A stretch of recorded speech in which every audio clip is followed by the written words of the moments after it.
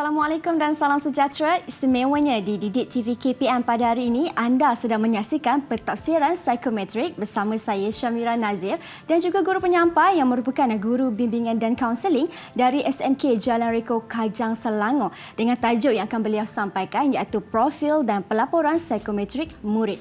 Tetapi sebelum itu, ayuh kita saksikan terlebih dahulu profil beliau.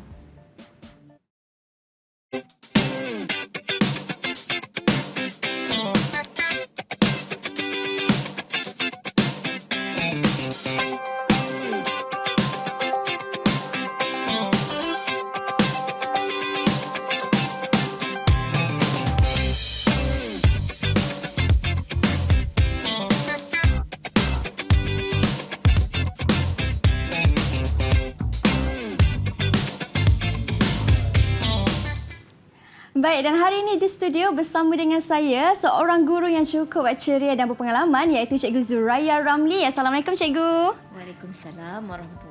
Sihat Cikgu? Ya, alhamdulillah hari ini sihat. Baik Cikgu, kita sama-sama warna merah jambu hari ini Cikgu. Kebetulan. Kebetulan. Baik Cikgu, sebelum kita teruskan sesi pembelajaran kita pada hari ini, tak lupa juga turut berserta dengan kami di studio seorang Cikgu Jurubahasa Isyarat iaitu Cikgu Suhaili Abdul Ghani dari SK Pendidikan Khas Jalan Batu Kuala Lumpur. Apa khabar Cikgu Suhaili? Terima kasih Cikgu kerana bersama dengan kami untuk hari ini. Baiklah Cikgu, hari ini tajuk kita merupakan profil dan pelaporan psikometrik murid. Ya, betul. Mungkin ada yang kurang familiar dengan tajuk kita pada hari ini. Jadi boleh Cikgu terangkan apa yang dimaksudkan sebenarnya dengan profil dan pelaporan psikometrik murid ni Cikgu? Ayah Mira, kalau kita sebut perkataan profil, profil tu setiap agensi ada profil. Begitu juga dengan psikometrik. Profil ni bermakna pengenalan yang profesional tentang sesuatu perkara. Dalam konteks psikometrik ni, maklumat yang terkandung di dalamnya, yang mengandungi item, mengandungi konstruk dan juga skor yang berkaitan. Dan semua skor konstruk ini memberi makna kepada seseorang individu yang bernama murid. Baik. Gitu, ya. Jadi kalau dah dikatakan tentang skor dan juga pelaporan tu kan Cikgu, bagaimana proses penghasilan sesuatu profil dan laporan tu Cikgu? Okey. Di sini bila setiap kali exam kan, kalau lepas exam, Mira apa yang eager rasa nak tahu? Markah. Yes. Begitu juga dengan profil ini. Sebab untuk menghasilkan satu profil ini bermula dengan data mentah. Okay, data maknanya jawapan-jawapan murid. Ya, kalau contohnya dalam psikometrik, mereka perlu menjawab sama ada ya ataupun tidak berkaitan dengan item ataupun soalan, sebab soalan psikometrik ini tidak ada betul, tidak ada salah. Semuanya bersifat semula jadi dan murid menjawab dengan rasa siapa dia, apa yang dia rasa. Jadi misalnya dalam trait personality itu sendiri ada 150 item dan setiap item tu mewakili konstruk-konstruk yang tertentu. Jadi konstruk inilah yang kita akan beri markah berdasarkan jawapan-jawapan daripada murid tadi. Contoh katakan bila dah jawab tengok konstruk ketahanan dapat 80%. 80%. Dia 8 daripada 10. Setiap konstruk itu 10. Jadi dia dapat 8 bermakna 80%. Jadi 80% kita akan masukkan dalam profil dalam sistem. Okey. Sebab KPM semua maklumat ni kita akan key in dalam sistem dan akhirnya sistem akan jana satu laporan yang boleh digunakan oleh semua pihak lah, murid, ibu bapa dan juga pihak guru. Itu maksudnya profil itu. Baik. Ada sikit tambahan lagi Cikgu? Okey. Jadi daripada data inilah data-data inilah yang kita boleh explain kepada murid-murid. Kalau dalam exam dia nak tahu markah ini kenapa jawapan ni salah. Tapi dalam psikometrik tidak ada betul, tidak ada salah. Betul. Jadi dia menerangkan tentang sesuatu perkara, sesuatu konstruk dalam psikometrik, macam konstruk menolong, berapa murid ni dapat kan. Jadi kita sebagai guru kaunseling yang menjalankan psikometrik ni, kami akan menerangkan kepada murid apakah personality seseorang murid itu. Jadi mereka akan fahamlah dan lebih memahami diri berdasarkan pelaporan yang mereka dapat. Baiklah. Tadi Cikgu ada sentuh tentang konstruk menolong. Dan saya kira pastinya dalam laporan ini ada juga beberapa konstruk yang lain supaya murid lebih kenal diri mereka Cikgu. Betul. Okey, selepas ini murid-murid yang sedang menonton di rumah, saya dan juga Cikgu akan lakukan sedikit tentang pelaporan psikometrik. Jadi kalau anda ingin tahu bagaimana caranya dilakukan dan bagaimana markah itu diambil, kita akan sambung semula selepas ini hanya di pentafsiran psikometrik di Didik TV KPM.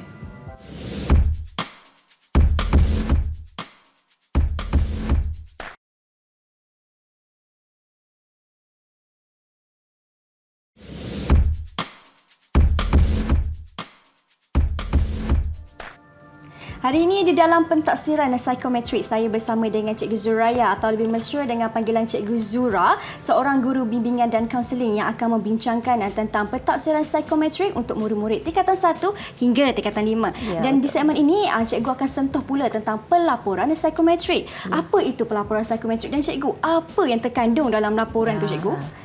Jadi sebenarnya dalam psikometrik ni kita ada, cikgu bagi contoh lah ya, dia ada trait personality, minat kerjaya dan juga kecakapan. Jadi kita akan buat demonstrasi lah sikit, simulasi kan. Di sini kita ada tengok ini adalah borang jawapan untuk trait personality di mana mengandungi 150 item dan setiap item ni mewakili konstruk-konstruk tertentu. Baik. Dia ada 15 konstruk. Jadi cikgu rasakan apa kata Mira cuba jawab soalan. Boleh. Kita jawab dan kita tengok macam mana kita nak kira markah tersebut ya. Sebab semua soalan ni hanya perlu murid jawab ya atau tidak sahaja. Sebab dia tidak ada berkaitan dengan subjek ataupun perkara-perkara akademik. Okey, Mira dah sedia? Saya sedia, Cikgu. Okey, mari kita tengok. Jadi kita ambil konstruk yang keempat. Baiklah. Cikgu baca, Mira tanda ya. Saya suka berucap di halayak ramai. Wow, saya suka berucap di khayalak ramai. Jadi Ya, tidak? jawapannya pastilah ya. Oh, baik. Saya bulatkan Cikgu. Bulatkan. Okey, bulatkan. Ya. Okey, seterusnya saya suka menghadiri majlis keramaian. Soalan nombor 5 Cikgu. Yang sebaris. Oh, 19. sebaris. Saya ambil yang tu.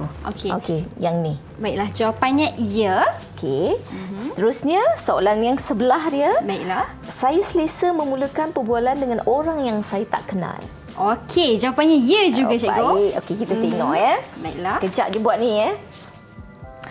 Saya tidak senang hati apabila saya keseorangan. Saya tidak senang hati apabila keseorangan. Ya. Jawapannya ya juga. Saya suka ramai Okey, orang. mari kita lihat apa yang berlaku selepas ni. Sebenarnya saya seorang yang suka suasana yang meriah. Ya. Ya, okey. Kita ambilkan lepas ni kita akan kira sama-sama. Saya seorang yang peramah. Saya seorang yang peramah. Saya seorang yang peramah ke? Tanya diri. Saya kira mungkin ya kerana saya suka untuk berbual dengan orang. Baik. Seterusnya saya mudah didampingi. Saya mudah didampingi. Yes, kita ada 3 lagi. Kalau jawapannya 50-50 bagaimana Cikgu? Dia tidak sahaja. Dia tak ada tengah-tengah. Oh, tiada tengah-tengah tak ada, ya? tak ada. Okey. Mudah didampingi. Mungkin di kalangan kawan-kawan, ya. Jadi saya pilih ya Cikgu. Kemudian seterusnya saya suka bersosial. Saya suka bersosial, ya. Kemudian saya resah bila bersendirian. Ya. Okey. Dan terakhir sekali, saya cenderung bercakap lebih banyak daripada orang lain. Okey. Mira rasa? Lebih cenderung untuk bercakap berbanding orang lain. Mungkin ya Cikgu. Okey. Tapi semua ya ni betul ke jawapan saya Cikgu? Tiada salah, tiada betul Tidak ke ada Cikgu? salah, tidak ada betul. Okey. Maknanya ini bergantung kepada individu atau murid yang menjawabnya. Jadi sebab dia bersifat semula jadi. Soalan-soalan ni bersifat semula jadi, tidak ada betul, tidak ada salah. Okey, sekarang mari kita lihat apakah jumlah skor yang Mira dapat. Cuba Mira kira yang Mira tanda ya sahaja. Baiklah, Mira kira Cikgu. Ya. 1, 2, 3, 4, 5, 6, 7, 8, 9, 10. Okey, cuba Mira letak 10. 10 di Ya. sini. Baiklah. Okey, jadi sekarang kita lihat ya, Mira mendapat 10. 10 ni bermakna 100%. Oh. Tetapi apabila kita mengisi profil, boleh kita bawa satu lagi ni ke depan? Yes, di sini. Ya. Okey, dalam profil ini, ya. Dalam profil ini kita ada 15 sebenarnya. Yang Mira sebut tadi adalah konstruk yang keempat, iaitu extrovert. Kalau ikut logik, kalau 10 mestilah full kan, fact 100%. Tetapi bila kita masukkan dalam profil murid ini, ya, kita tak boleh letak 100%. Oh, okey. Sebab apa Mira rasa? Kenapa Cikgu? Sebab dalam dunia ni tidak ada orang yang perfect. Nobody Betul. perfect. Kalaulah katakan kosong, boleh tak kita letak kosong? Mungkin Dia Dia tak ada. Dia tak tulis. Dia skor tadi katakan semua kosong. Tidak. Semua tidak? Yes. Pada saya tak boleh kot cikgu. Mesti ada sebab kan? Sebab setiap individu di dunia ni ada personality masing-masing. Betul. Sekurang-kurangnya 1%. Sebab tu dalam ini kalau murid tu dapat 10 full mark yang bertanda ya, kita hanya letak 99%. Okey, cuba Mira saya letak saya extrovert maksudnya di sini 99. Okey, skor untuk Mira adalah skor yang tinggi. Sebab kita ada kategori dia. Kita akan kategorikan tinggi, okey, sederhana dan rendah. Inilah interpretasi yang kita akan buat kepada skor yang diperolehi oleh murid-murid. Jadi mereka akan tahu. Okey, contoh katakan sebab skor yang tinggi ni dia antara 70 hingga 99% markah. Okey. Kalau pertengahan 40 hingga 60%. Okey, kalau rendah kurang daripada 39 lah. Antara 1 hingga 39.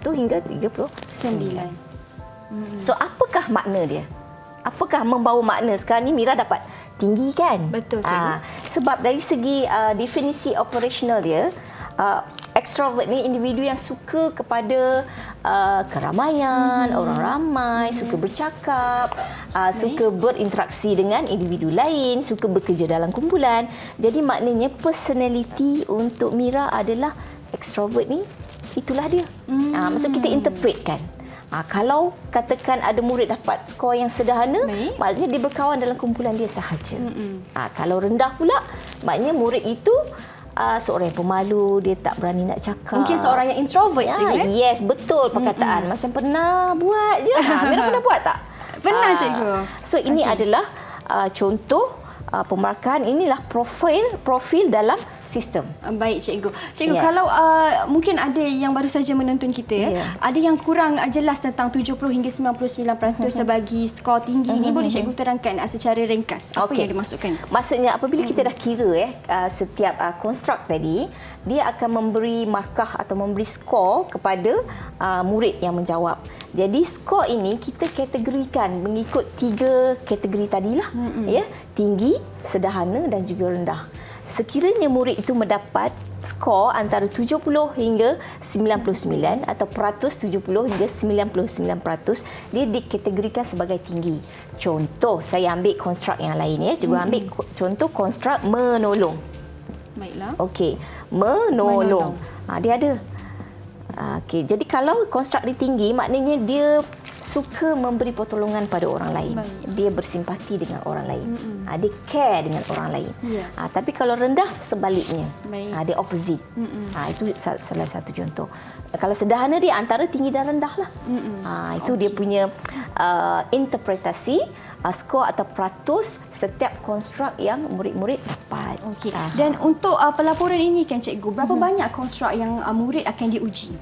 Okey, kalau contoh cikgu padam sekejap. Bila cikgu kan dia suka menulis, menconteng kan supaya nampak lebih jelas. Lebih jelas. Okey. Kalau untuk ITP, maksudnya trait personality, dia ada 150 item ataupun kenyataan ataupun soalan dengan 15 konstruk. 15 konstruk ni kalau kita tengok di sini, dia ada autonomi, dia ada kreatif, dia ada extrovert, pencapaian sehinggalah ketelusan. Ketelusan ni sebenarnya nak uji sama ada murid-murid ni menjawab dengan telus ataupun tidak. Dia jujur tak jawab, kita boleh tahu. Kita pun boleh tahu bila murid menjawab soalan. Maksudnya kalau dia jawab, sekadar jawab sahaja itu boleh nampak lah. Boleh nampak. Okey. So akhirnya bila dah isi semua dalam profil, sistem secara automatik akan jana menghasilkan satu pelaporan. Ini pelaporan ni contoh pelaporan. Cikgu dah padamlah nama anak murid cikgu. Dalam pelaporan ini ada 2 inventory, iaitu trait personality dan juga minat kerjaya. Tadi kita tak bincang minat kerjaya kan? Macam minat kerjaya di IMK, dia ada 6. Dia ada 6 konstruk dengan 180 soalan. So yang ini, inilah dianya RIASEK. realistic, investigatif, artistik, social, enterprising dan conventional. Dan ini memberi makna kepada murid-murid apakah skor yang mereka dapat. Macam ITP tadi dia ada skor, tapi untuk IMK dia lebih kepada markah yang tertinggi. Dia akan ambil 3 kod utama, 3 kod yang tertinggi. Kod tertinggi ni dia akan ambil. Okey? Contoh S, E, C. Ikutlah dia jawab berdasarkan soalan-soalan. Baik. Ini untuk inventory minat kerjaya akan ambil 3 kod tertinggi. Tapi kalau untuk ITP pula cikgu bagaimana? ITP ni dia melihat keseluruhan. Kita ni semua ada personality ini. Betul. Tetapi mana yang dominan? Sama juga dengan IMK, yang mana dominan? Mungkin saya ada juga realistik. Saya ada juga social. Tapi yang mana paling memonopoli diri kita? Macam cikgu ambil contoh Mira lah kan. Baik, Mira mungkin di sini social. Sebab social ni dia suka persekitaran yang melibatkan ramai orang. Bekerja dengan orang ramai. Macam kru kat sini kan. Cikgu, jururawat. Dia punya kejayanya ada social. Kalau macam accountant, dia lebih kepada conventional. So, dalam laporan ini dijelaskan contoh-contoh kejayaan berdasarkan apa yang murid ini dapat contoh. Okey, murid ini dia skor dia, kod dia SKR. S tu apa? Social. Apakah bidang pekerjaan di bidang sosial dia? Guru, kaunselor, penyambut tetamu, pegawai kebajikan. Kemudian dia ada juga analisa dari segi personality dia. Dia tulis suka menolong, bekerjasama, mesra. Itu adalah kategori dalam sosial ataupun dia dari segi extrovert tadi. Tengok extrovert dia tinggi 80%. Betul. That's why lah dia sesuai menjadi bekerja di bidang sosial. Wow, jadi sekarang bagaimana murid-murid dah dapat lihat ataupun belum hubung kaitnya laporan ini dengan diri kita. Secara langsung pun boleh membantu sedikit sebanyak murid untuk merancang perjalanan masa karier mereka kan di masa hadapan. Kita akan berhenti berehat seketika. Kita akan sambung lagi selepas ini tentang profil dan pelaporan psikometrik murid. Jadi jangan ke mana-mana, teruskan setia bersama dengan kami di Didik TV KPM.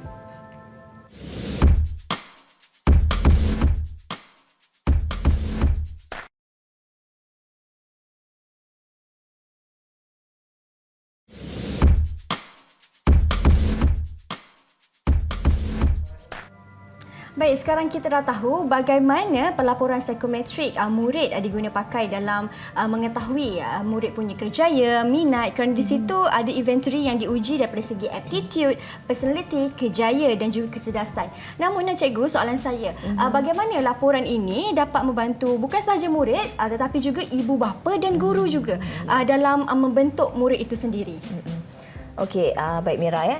Sebenarnya laporan ataupun profil psikometrik merupakan satu bahan yang memang sangat membantulah ketiga sasaran yang macam Mira sebut tadi, untuk murid, untuk guru dan juga ibu bapa, sebab laporan ini merupakan bahan bercetak yang mempunyai maklumat yang lengkap lah tentang perkara-perkara dan boleh menjadi bahan rujukan apabila kesemua pihak tadi membuat keputusan ya.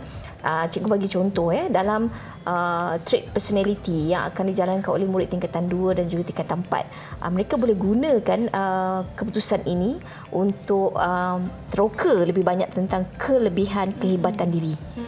Macam kepimpinan tinggi. So mereka boleh explore lagi apa yang mereka boleh gunakan personality mereka untuk melibatkan diri dengan aktiviti-aktiviti sekolah. Okey, itu satu.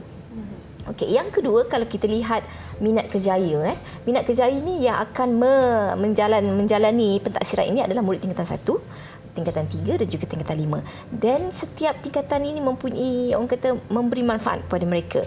Okey, contoh tingkatan 1, mereka boleh tahu cenderung mereka ke arah minat mana. Sama ada realistik ke, investigatif ke dan sebagainya, jenam kan. Jadi itu untuk form 1. Sebab mereka masih lagi mencari-cari mereka nak apa, nak buat apa kan. Seterusnya untuk murid tingkatan 3 ni yang paling penting sebenarnya Mira. Sebab dengan pelaporan ini mereka boleh guna pakai untuk mereka membuat keputusan memilih aliran apa mereka nak sambung di tingkatan 4. Okey. Sebab dalam minat kerjaya ada 6 jenis persekitaran pekerjaan itu, mereka boleh tentukan, mereka boleh pilih kan. Contoh realistik.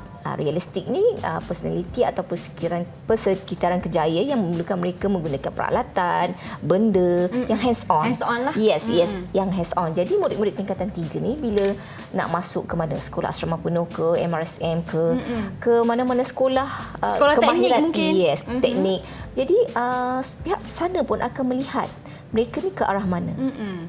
Macam pengalaman sendiri lah, anak saya bila nak masuk ke sekolah teknik dulu, dia minta laporan psikometrik.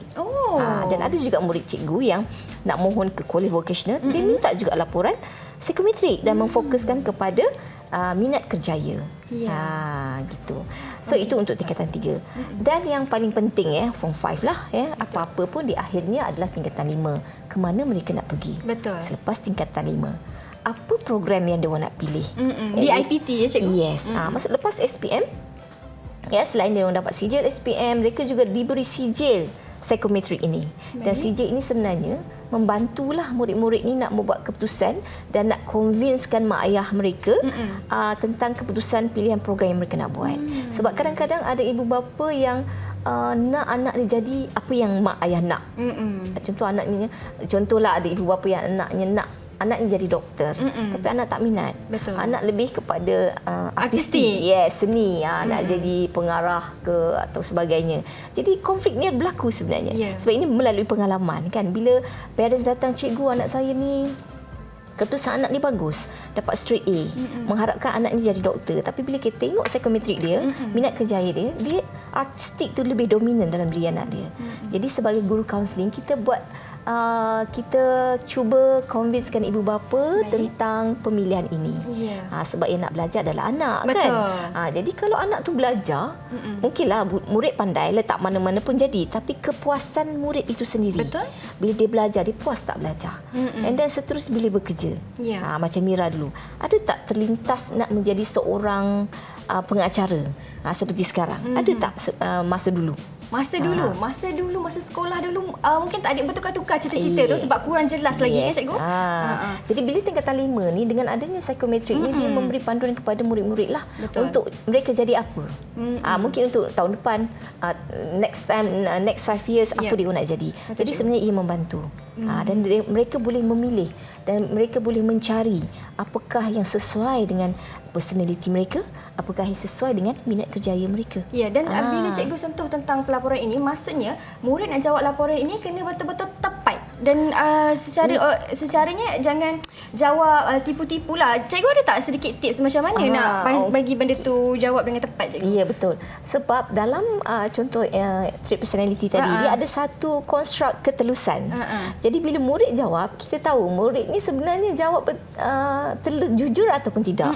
Sebab kalau menjawab soalan, cikgu selalu cakap dengan murid kan, jawapan pertama yang terlintas adalah jawapan yang paling tepat. Dia kalau dah dia berfikir, itu maknanya dah kurang lah. Maksud murid-murid kadang-kadang dia ingat dia nak yang perfect. Betul. Murid dia nak jawab yang terbaik. Kadang-kadang terbaik tu mungkin kurang sesuai dengan diri dia. Mungkin kurang sesuai dengan personality dia. Jadi kita selalulah bila menjalankan pentaksiran ni, maklumkan kepada mereka, jawab mengikut rasa, mengikut hati dia orang lah. Orang kita fikir, nak ni, kalau saya jawab ni jadi macam ni, kalau saya jawab tidak, jadi tak bagus. Sebab tidak ada bagus, tidak ada tak bagus dalam psikometrik ni. Yang pertama, gerak hati pertama, itulah jawapannya. Terus nanti. Jangan fikir-fikir dah. Jangan fikir-fikir sangat. Baik cikgu, memandangkan kita sudah pun sampai ke penghujung rancangan, sedikit rumusan ringkas daripada Cikgu Zuraya. Ya, baik. Sebenarnya psikometrik ni sangat membantu kepada murid-murid di luar sana, kepada guru-guru. Guru-guru boleh gunakan keputusan, berjumpalah dengan guru kaunseling sekolah bagi membincangkan apakah gaya pembelajaran yang sesuai untuk sasaran murid, mengikut kumpulan-kumpulan kelas ataupun kumpulan-kumpulan tertentu.